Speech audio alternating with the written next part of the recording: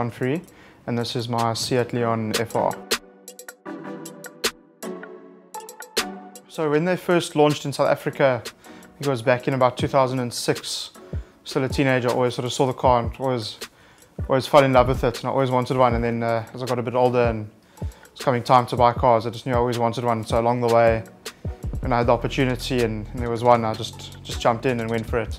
So how did I come across the car? Well, at the time when I was looking for one, I was in the market for a car, and I was looking around, and I was very interested in them.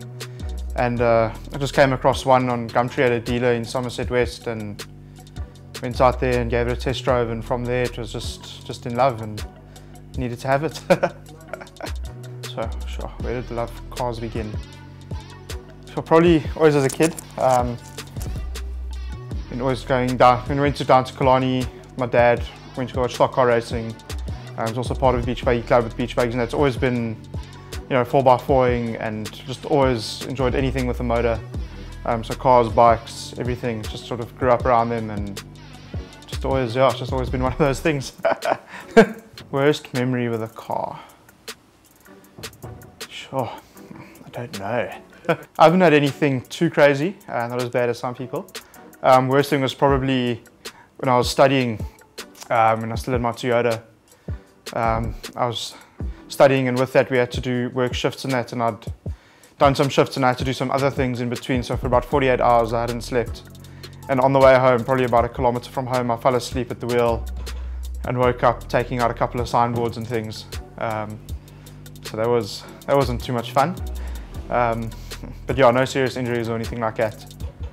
Just some damage to the car. Best memory? Sure, I don't know.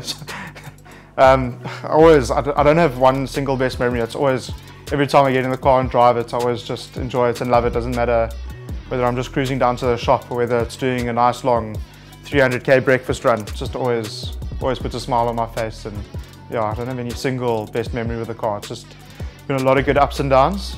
Being an older vehicle, motor does take a bit of maintenance, but yeah, always loved it. On the performance side, we've done a couple of things. So the motor, it's the same as a Golf 5 GTI motor. So I've done intake, downpipe, full exhaust, 76mm, Revo software, the R8 coil packs. We've upgraded the turbo to a KO4 turbo. Injectors, we've upgraded to S3 injectors. Fuel pump, we've upgraded. I've done a twin cooler setup, so I'm running 2 intercoolers on the vehicle. The brakes, we've just done EBC yellow pads with the Vari discs. I've done braided brake hoses. So on the performance side, on the sound and aesthetic side, the car was originally yellow. So she's had a full respray to blue, full sound system. So dual battery setup, DVD head unit, rear view camera, front view camera, Alpine R series split system front and back, Alpine R series 12-inch subs. We've got focal coaxials up on the A-pillars with custom inserts, aluminium sill plates, aluminium pedals, done a boost gauge in the vent, which was a 3D printed vent holder. Sure, what else?